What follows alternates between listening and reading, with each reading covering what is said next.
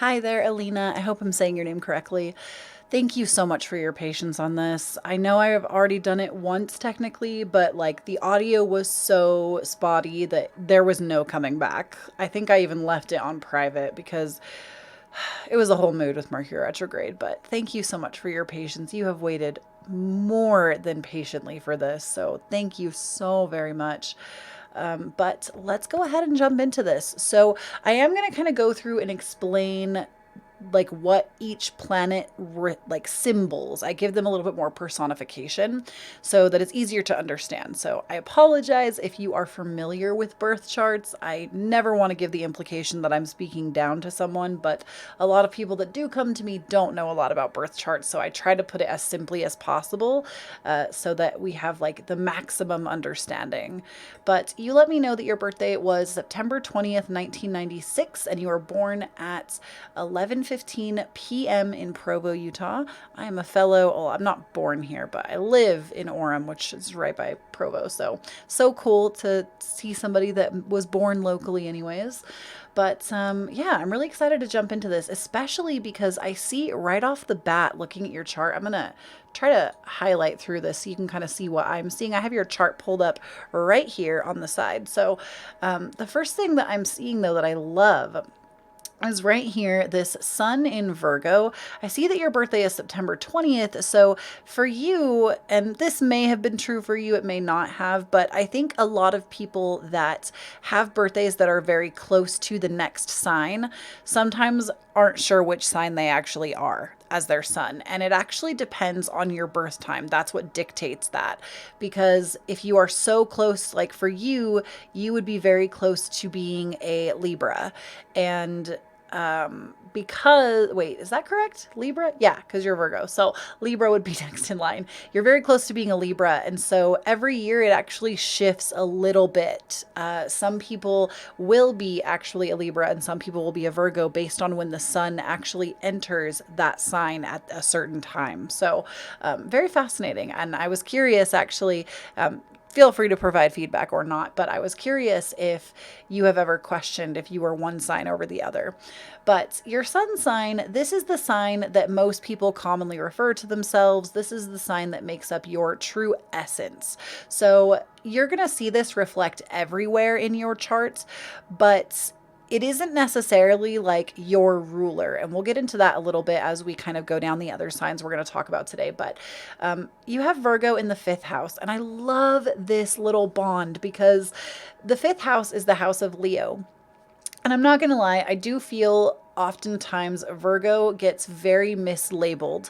Virgo kind of gets labeled as being almost like a stick in the mud sometimes. And because you have this house of Leo there, I feel like you actually get to keep this very playful nature because Leo is a very playful sign. They are a fire sign. So I do feel like you have this very like playful essence to you, even though you might be very methodical minded and analytical because Virgo. Virgo is very commonly known for being very analytical minded, being very methodical with how they do things, and being organized. But that doesn't mean that you are like a master at organization. Like there could be a total mess, but it is like only a mess that you know how to control and you know about. So like somebody could walk into your home and be like, "Oh, this is such a pigsty," but you're like, "No, I know where everything is." I feel like that is very true to Virgo nature.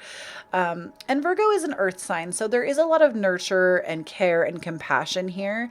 And the one thing I will say with Virgo is because you are so analytical minded at your core, you will pick things over very frequently and really mull things over. Um, be careful about how you pick it yourself if you do, because I find that more so than any other sign in the zodiac, Virgo, because they think things so thoroughly, if there is any level of any kind of an esteem issue, they will start to pick it themselves. So I will say that Virgo has a tendency to do this more so than anyone else. So just be mindful of that, we are our own worst critic. And I feel like Virgo will do that to the extreme if it applies. So Anyways, Virgo, though, extremely nurturing. I love that. Beautiful earth sign, ruled by Mercury, ruled by communication, which, again, beautiful. You guys are master wordsmiths because you guys think before you speak most of the time. And actually, I see that in your chart that there's kind of a double hit. So we'll get to that as we go forward. Moving into your moon sign. Now, your sun, moon, and rising, those are kind of the major three. So most people, if they are into the zodiac or astrology, they'll be like, oh, what are your major three? So it's going to be your sun, moon, and rising. And we'll get to your rising a little later on. But your moon is actually in Capricorn in the 7th house. And I love this energy because you actually have this very beautiful balance going on. Your moon is where your emotions are. So this is not only where, like, how you kind of communicate your emotions and how you feel through them, but this also has a lot to do with your most deepest personal needs that maybe you don't even share with everyone. Having Capricorn in your moon sign, I don't get this notion that you are somebody that loves to sit and revel in your feelings. You know, somebody maybe with a Cancer moon or somebody with a more water styled moon, they're going to be a little bit more about their feelings. And I'm not saying that you don't have feelings. No, everybody has feelings, everybody has emotions. But somebody with a Capricorn moon, you kind of have this almost, I want to say, amazing ability to feel things, but not to really let them push you so far down. Like, your comeback comes very quickly. There isn't a lot of, I have to sit and brood over this for hours and hours and hours to come to a conclusion. You know, it's kind of like, hey, I'm feeling this thing. There it is. I can name it. Let's move on. You know, there's not really this need to sit and just revel in it, you know?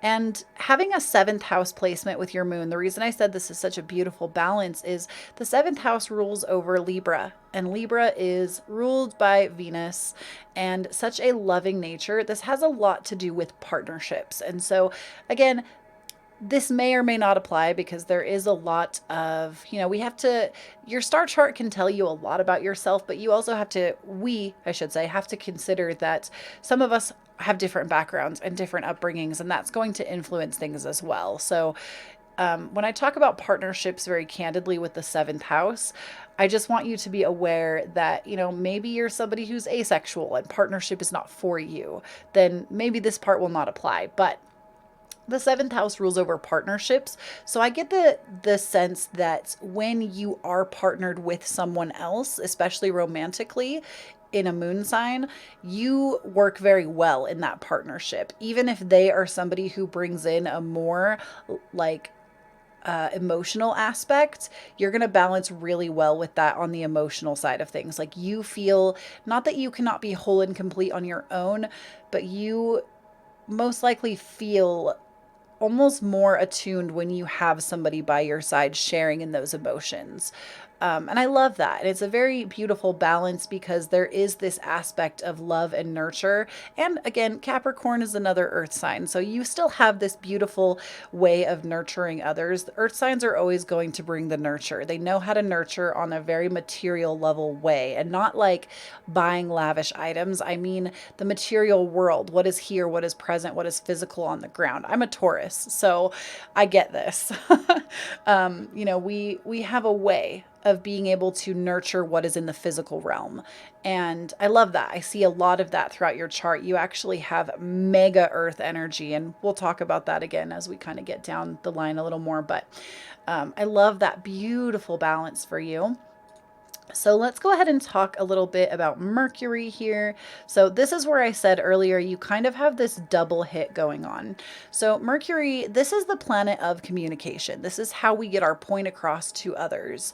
And you actually have a Mercury in Virgo in the 4th house. So Mercury in Virgo is very much at home. This is a very harmonious placement because Mercury rules Virgo. So this is a very nice placement. You're very articulate with your words. You're not going to be the person who is speaking from a place of not thinking things through.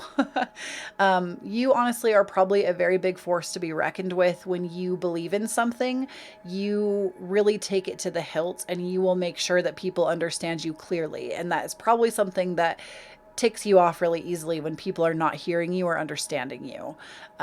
Some people, like let's say for instance, a Sagittarius placement here wouldn't really care, but you are somebody that like you need to be heard and understood. And if people can't hear you and understand you, it's like, why am I wasting my time?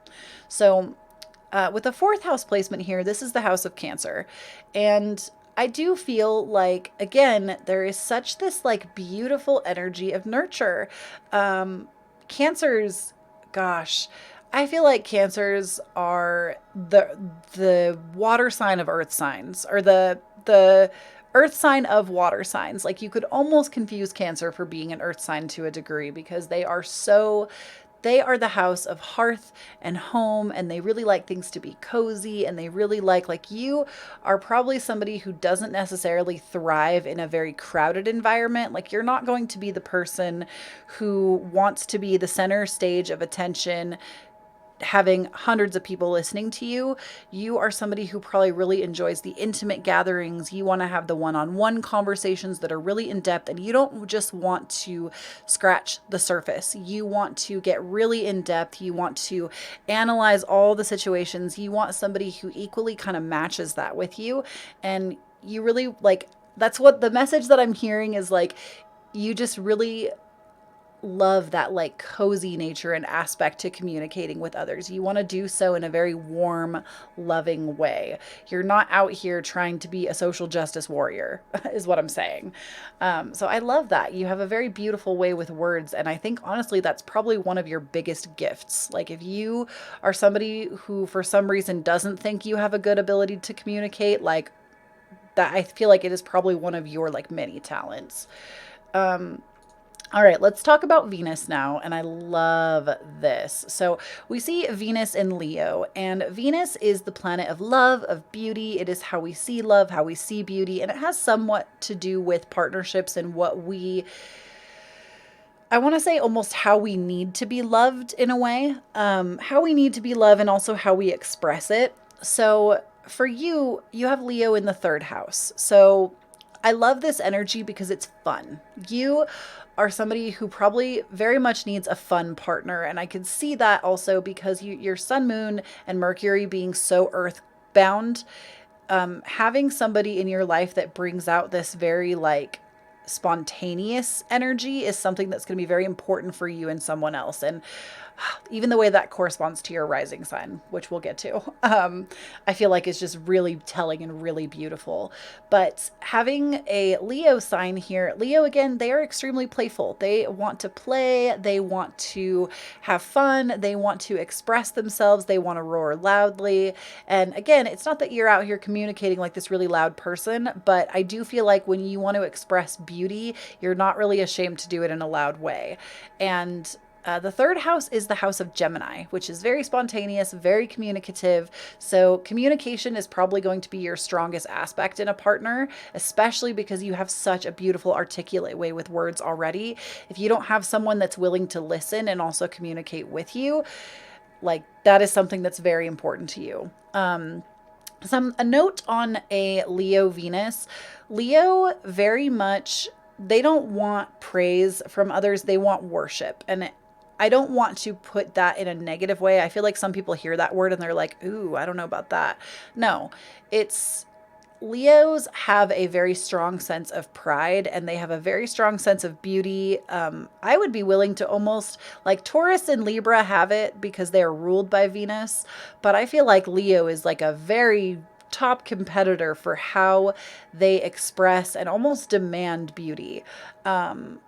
Y'all are just beautiful. Leo is like the selfie queen of the zodiac, or like the selfie queens and kings. Like they very much are here for attraction. That's really what I'm trying to say. And don't get me wrong, I think everybody wants their partner to be attractive to them in one way or another.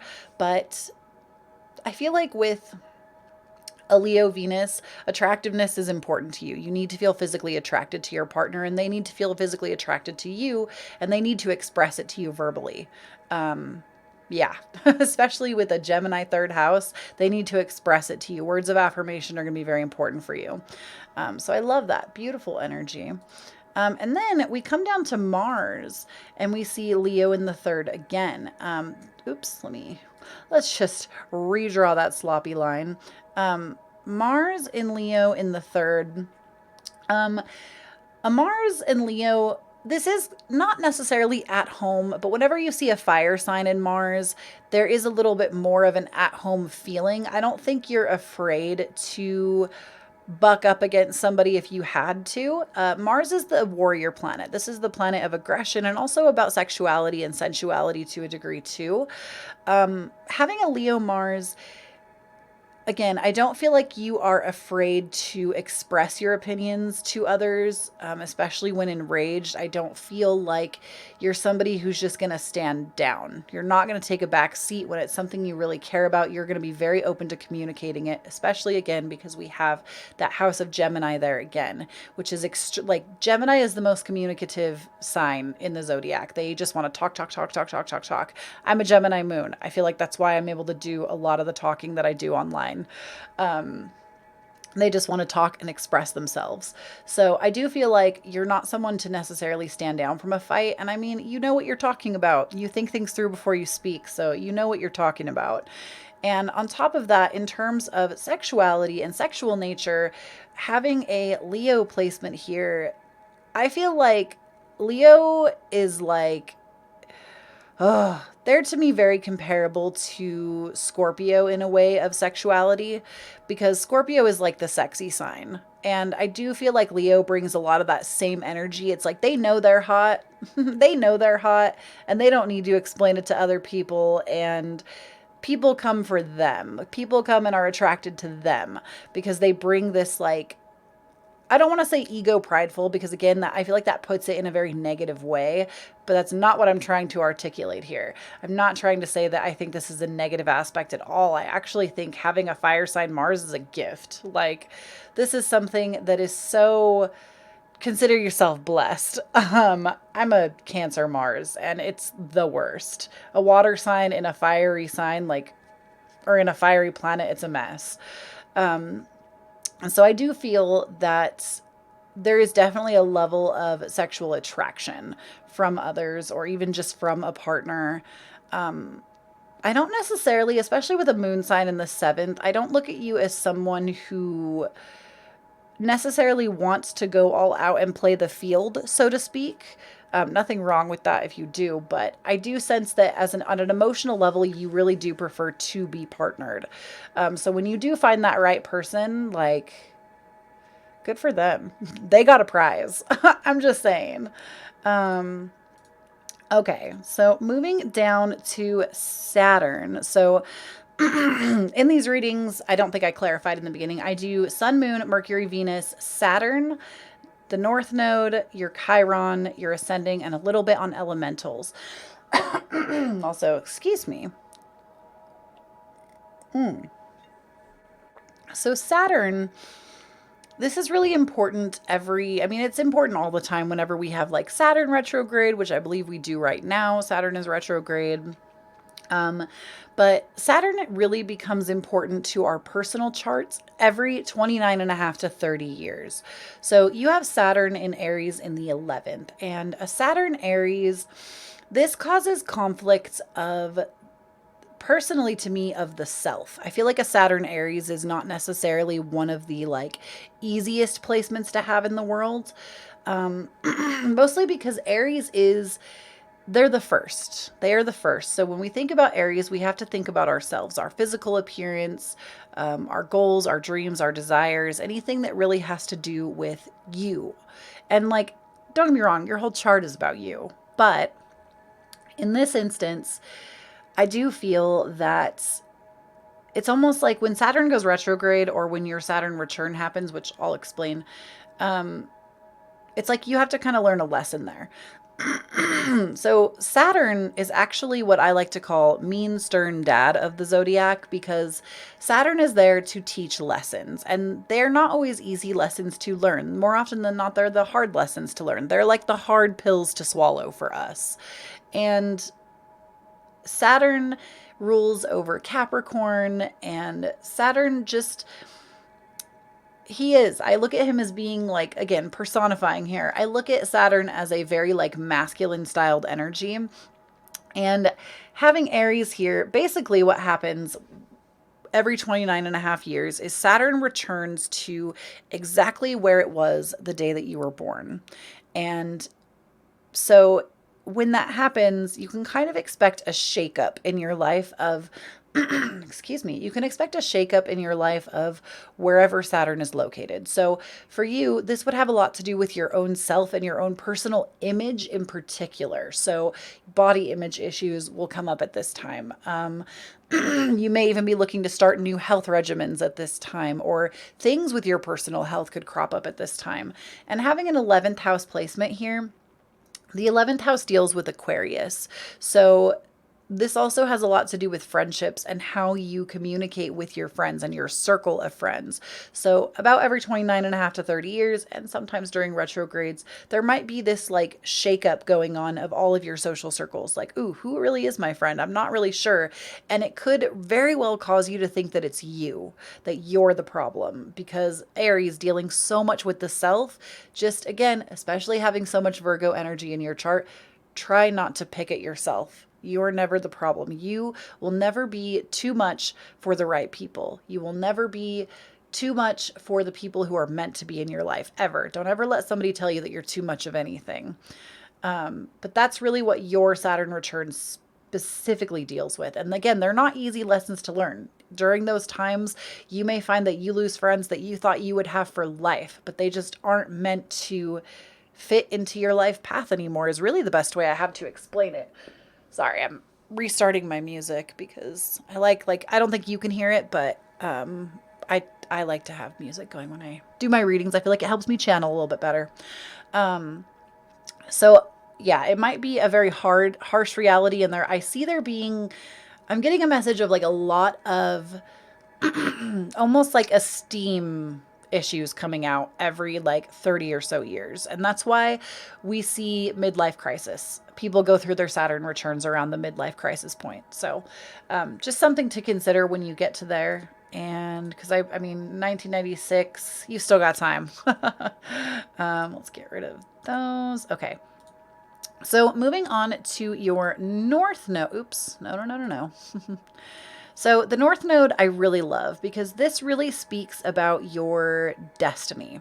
And this really speaks about really a lot. So we can't talk about the North Node without talking about the South Node. So the North Node and South Node are always opposing. It doesn't matter whose chart you're looking at. It doesn't matter who you are.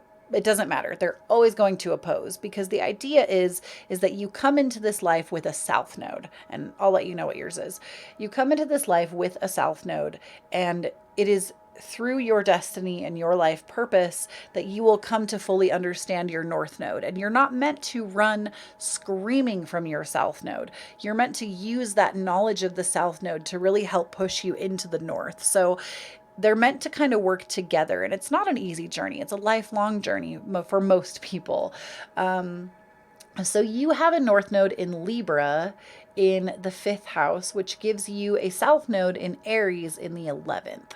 So having your South Node in Aries means that you potentially came into this life with a lot more self-confidence than most.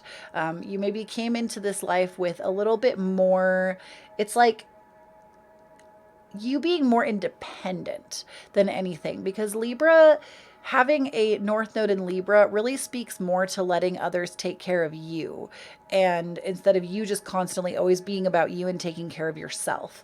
And it is a hard thing to kind of balance when you're like, nope, this is the way it is. This is the way I've done things, the way I'll always do things. I'm super independent. And then to have someone, whether it be family, friends, partners, you might be taught this a lot throughout your life, just allowing other people to take the wheel periodically. That's going to be your really big lifelong lesson. And having your South Node in the 11th and a North Node in the 5th, this really brings the conflict between passionate sensual love and friendship. So you may also find with these two that you may, like, especially with a Saturn return in the 11th, you may find that you like kind of blend the line between friend and lover, so to speak. And it's like, do I belong to a group, or am I about to like pair off with someone else? Or it's like you are being asked to playfully express yourself and not always just be part of a group. You are meant to be more like, so honestly, even your like houses and the whole signs of your north and south almost kind of oppose each other too. Like you're being asked to allow other people to take the wheel, allow other people to help you, but you're also being asked for your North Node to express yourself as an individual and express your individuality instead of always relying on a group setting to carry you. So that's going to be like really big. And this doesn't like necessarily dictate like the kids you're going to have, the house you're going to have. It's not like playing MASH. Like you're not going to look at the North and South and I mean, there's like potential jobs, there's potential outcomes, there's certain things that might suit you better, but there's no like, this is the mold for your destiny. It's kind of for you to figure out. Those are just some obstacles and challenges that you might find that you come up against and hit walls periodically. And it's because you've come into this life with such a notion of understanding and you're having to completely transmute that energy and use it to understand the opposing side. So just very fascinating. All right, let's go ahead and let me erase that. Let's go ahead and talk a little bit about your Chiron. Oh, Chirons. Okay. So your Chiron is your unhealable wound in the world. And a lot of astrologers will say that your Chiron is something that can never be healed. It's going to hurt you forever. It's just something that you're meant to deal with in this life. And I don't necessarily agree with that as an astrologer speaking. I think we can heal from our Chiron, but it takes a lot.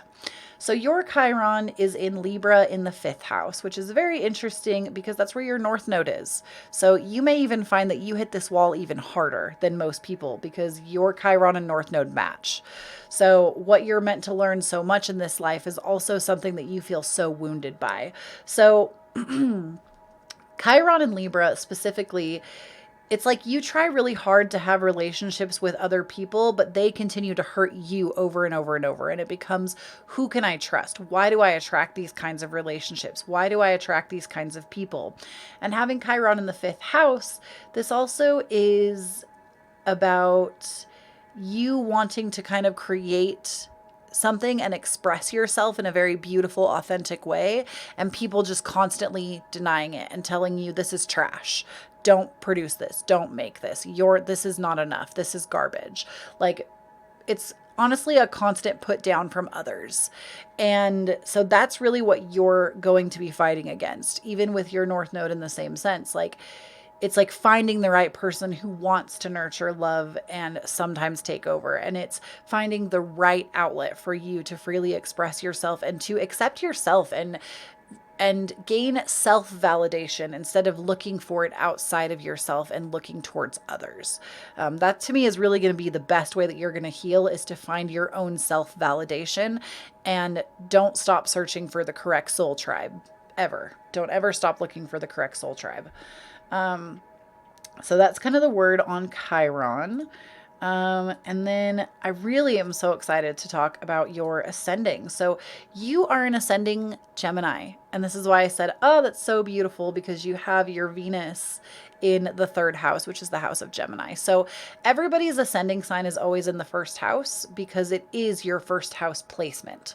So your ascending sign, interestingly enough, this is the sign that it has a lot to do with how you see the world and how the world sees you. And it also has a lot to do with first impressions. So when people first meet you, they could even mistake you for this sign. And being a Gemini ascending, here's an example for you. Myself, I am a Sagittarius rising, or ascending rather. It's the same thing. Rising and ascending are the same thing. I'm a Sagittarius rising, and I actually correspond my personality as an adult more to Sagittarius than I do Taurus, which is my sun sign. So like I feel that energy around me, and I feel that in my personality, and as I've grown into myself, like I really correlate a lot of who I am into the sign of Sagittarius.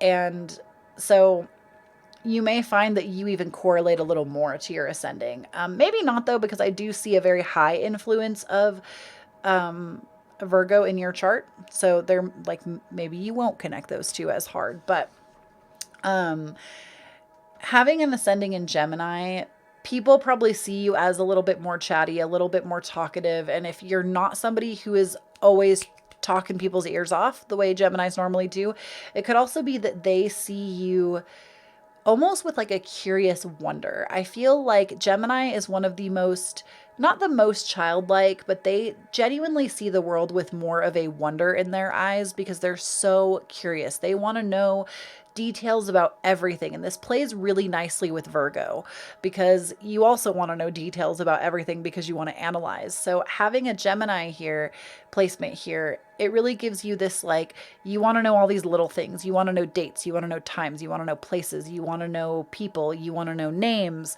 You want to know all these like fun little facts and details. And honestly, it may even be why you wanted to have your star chart read, you know? You like knowing the little fun, intimate details. And Gemini is just a fun sign. They're very spontaneous, and people see them as great conversationalists because they know a lot of things. You know a lot of things. And they're just fun. Gemini and Leo, I feel like, are extremely like fun signs. You have a very fun chart. You're just a fun person. I love that for you. And the last thing I really want to talk about here is your elements. So looking at your elements down here, I just thought this was really fascinating. You have 15 earth placements in total. So you are very grounded, very earth energy more than anything else. You have 6 fire and 6 air. So a nice balance there, and 0 water. Girl, I can't relate. Water signs tend to be a little more in their feelings and a little more in their emotions and a little more naturally gifted with intuition. But again, I don't want you to think that that means that you don't have it, because even though your like main planet position chart doesn't have anything, when you look at the Placidus system, which is a little bit different, and I don't traditionally go over this when I read, but I'm feeling extra today, I guess. When you look at the Placidus system, it kind of looks at where you were born and where each of the constellations were. And even if they don't have a direct correlation to you, they were still present somewhere. Everybody has every single sign in their chart somewhere. So like you do have Cancer in the 2nd house. You do have Scorpio in the 6th house. You do have Pisces in the 11th house. So like, it's not like those water signs are not present. They're just not dominant in your chart. So, and just something very interesting to take note of. You are extremely earthy. And one other thing that I really noticed about your chart is if we look at all of these Leo placements, you actually have what is known as a Leo stellium. And a stellium or a stellium in a chart just means that you have an abundance of one sign, or you have a higher influence of that sign. I also see that you have, I believe this is another one right here. You have another stellium in Capricorn with a moon, Jupiter, and Neptune in Capricorn, which, to be honest with you, a lot of people from this generation, myself included, have a very high Capricorn influence. So that doesn't surprise me. My husband has 6 Capricorn placements. I have, I think, 3 or 4. So it's like very, like a lot of people have this, is a very common thing, but just gives you a little bit more of a Capricorn influence to your chart, and you also have that high Leo influence. So just a few extra little things that I noticed. Thank you so much for your patience once again. I really appreciate it. Thank you for letting me take the time to sit here with you and go over this. I really appreciate it, and I hope you got something out of this. I hope this was information packed for you, and I hope you have a wonderful rest of your day. Thank you so much. Bye.